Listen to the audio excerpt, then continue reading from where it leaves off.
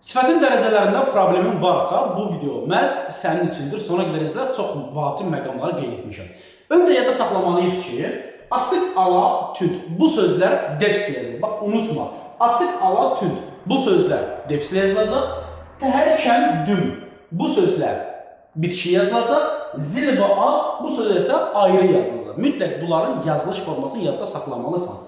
Açıq, ala, tünd defisdən, təhərkən, düm bitişik, zil və az ayrı yazılır. Bunu bildik.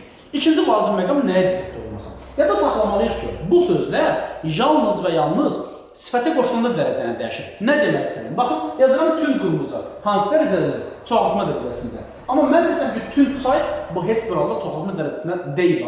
Burada bir dənə sifət var. Tünd sifəti, o da adi dərəcədədir. Və yaxud da yazıram kəmşirin. Hansı dərəcədədir? Dərəcəni azaltdım. Elə deyilmi? Amma deyirəm kəmsavad. Savad sözü burada isim olduğu üçün, yəni sifət deyil də, isim olduğu üçün bu sifət yalnız və yalnız adi dərəcədədir. Bir daha deyirəm, bu sözlər yalnız və yalnız sifətə qoşulunda dərəcəni dəyişər. Ya çoxaldır, ya da azaldır. Sifətə qoşulmayıbsa, o sözlərə sən adi dərəcədə olan sifət deyəcəksən. Diqqətinizə görə təşəkkür edirəm.